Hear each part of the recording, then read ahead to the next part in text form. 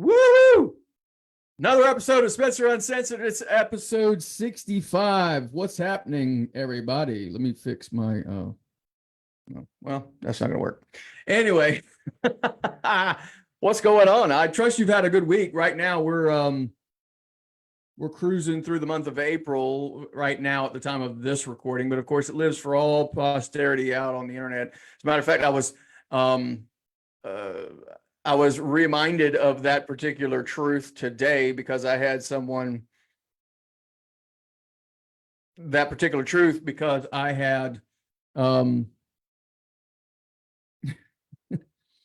I had someone say, "Oh, I just watched a video that you put out some time ago." And I'm like, what's happening? Yeah.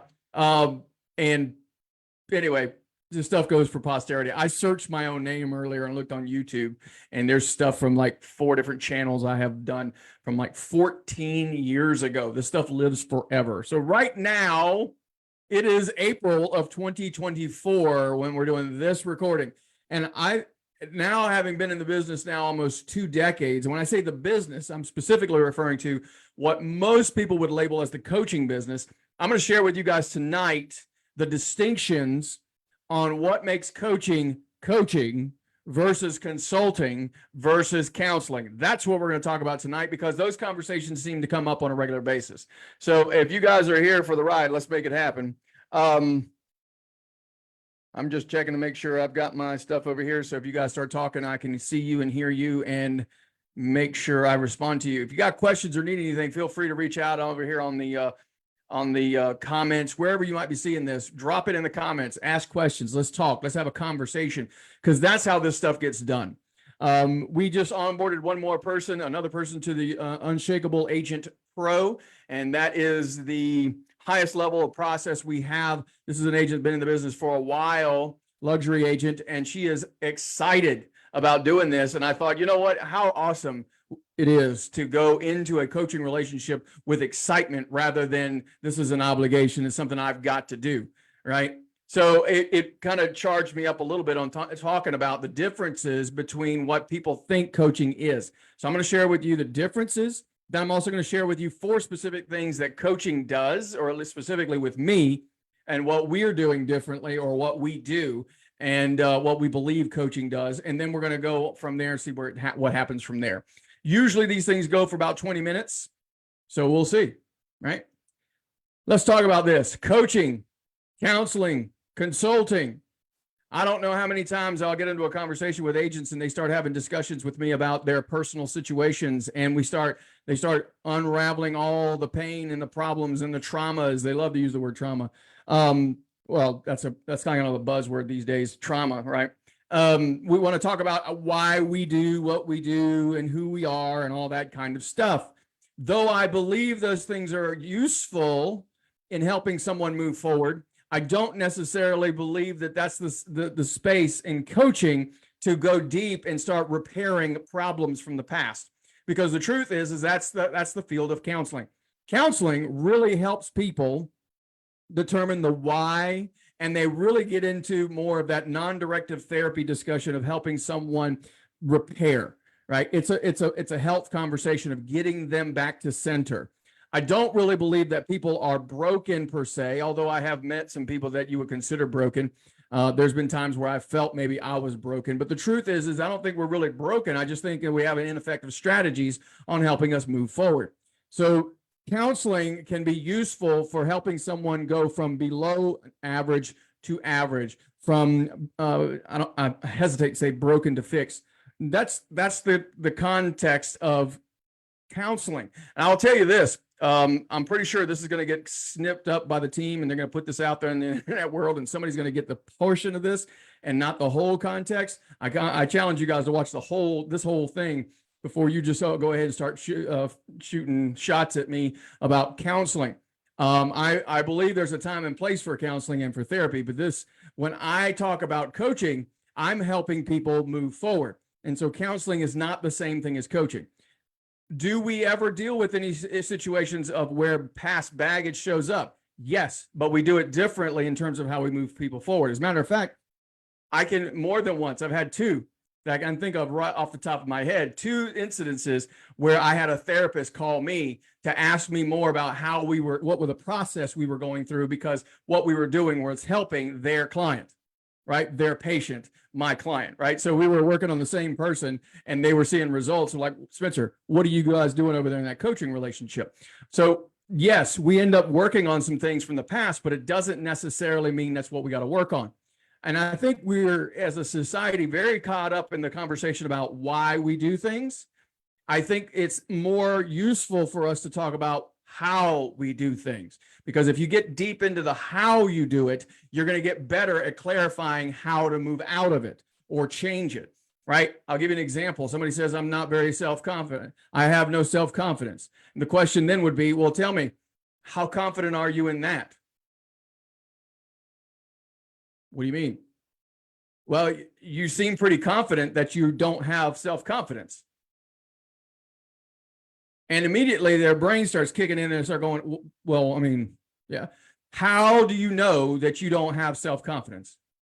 How can you be so confident, right? And when you start slowing down the gears, that's where coaching comes in. I can help somebody clarify how they're doing something and move them forward. But we're not going to sit there and talk about all the things in your past, because my past was fucked up too. And I could tell you all kinds of challenges. But the truth is that I learned how to move forward regardless of what was going on back there, because I created a different how.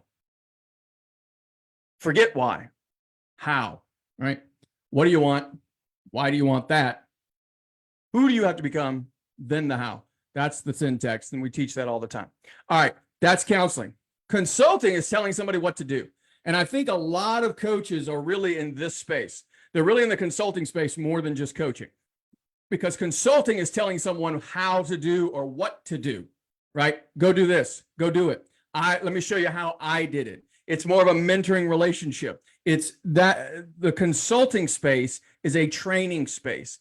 Does coaching have consulting? Absolutely. I have an entire program that we're still working through right now called the Real Estate Reset. That is literally a training program on how to set up your real estate business if that's the business you're in. I can actually crossover map all of that into just about any industry too. And someday I will. But what I'm getting at here is that how to is not the primary role of coaching. Consulting is telling you what to do. Matter of fact, if you've ever hired a consultant, they'll come in, they'll tell you exactly what you need to do, then they're out. That's not coaching, right? However, if you ask me how to do something and I have an answer or I have a connection for you, of course I'm going to tell you how to do it, or I'm going to point you in the right direction. Yes, I will do some consulting, but that's not my primary role. Just like the counseling, not my primary role. Consulting, not my primary role. Coaching is a primary role. What is coaching? Coaching is directive.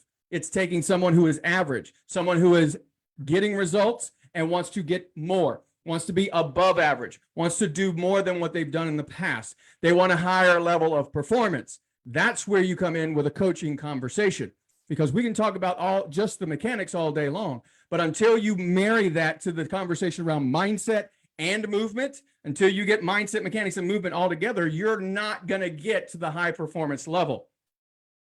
So, woo. Yes, I did take breaks, but I did take a few breaths in the middle of all that. Coaching. This is what we do. Okay. Coaching is taking someone from average to above average. I have met very few people that just want to be average. Some people do just want to get to normal because they don't feel normal. Go to a counselor. But if you're feeling like you're puttering along and maybe you're frustrated, or because you are hitting a glass ceiling, or maybe you just feel kind of like you're stuck, those are conversations for a coach.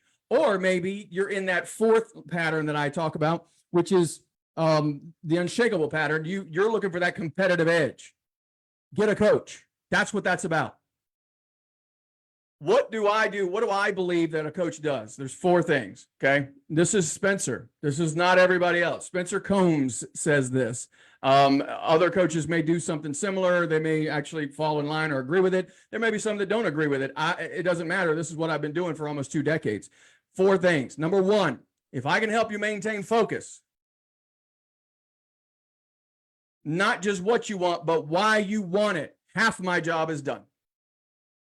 Focus is the number one thing that I have to help agents with all the time. I had a conversation, multiple conversations this week. One of them just signed up and got things going because that's the primary thing she's looking for is focus. I got another one who's got so many things pulling at them that the team is just all over the place, requires focus. We have processes and systems to help you maintain and create focus. Create and maintain. Focus is number one. Half my job is done if I can just help you with that. I think most people inherently understand that too. It's like, man, what a huge challenge. If you can help me maintain focus on what I want and why I want that and keep that in front of me, then Spencer, yes, I would most definitely pay you to have that done. Focus is number one. Number two, accountability. Now, let's talk about accountability.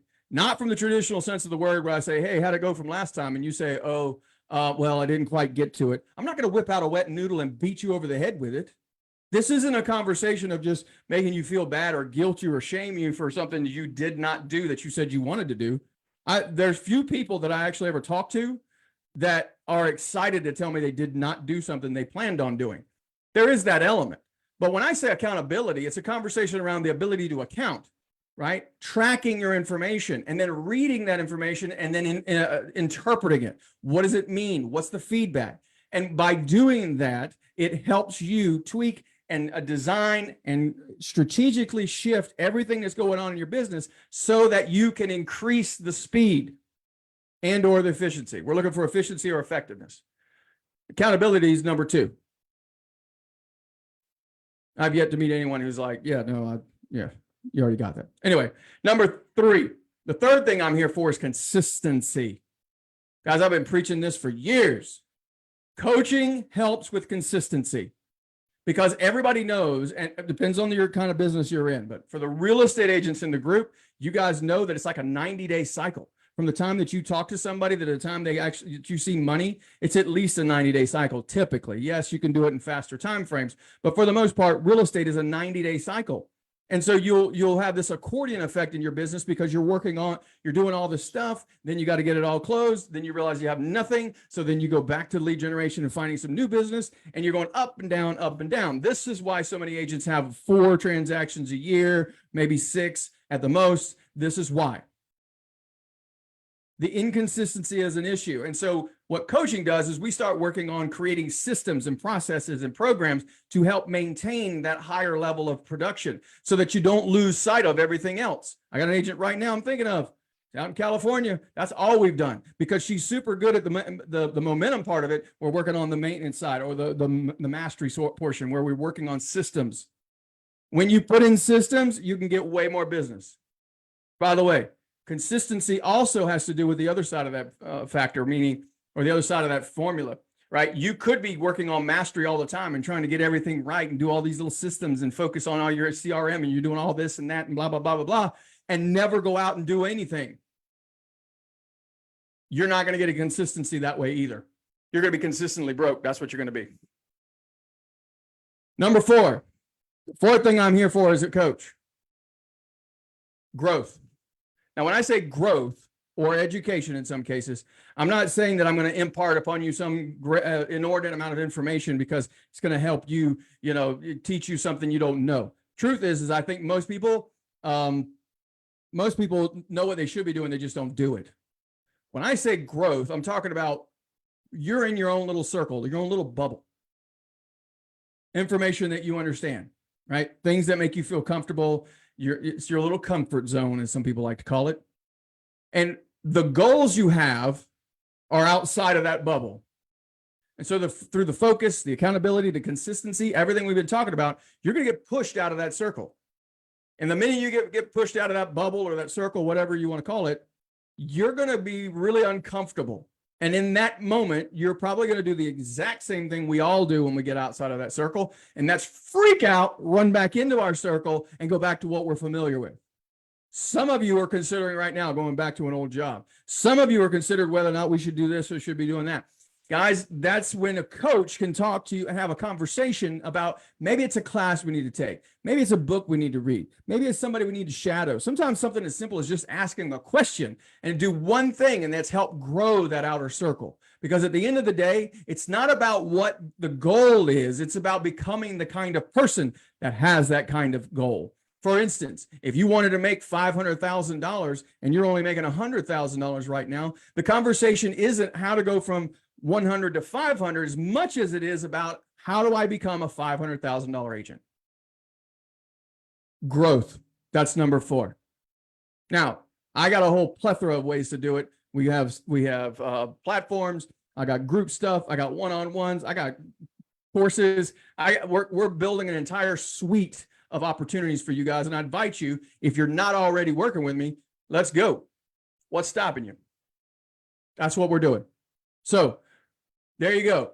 That is the very fast version. And yes, I did it again in less than 20 minutes. The difference between counseling, consulting, and coaching, and what the relationship between those 3 things are and how we can help you. Love to hear your feedback, your information, and whatever else you might want to talk about. Until next time, guys, keep moving forward. Crush it.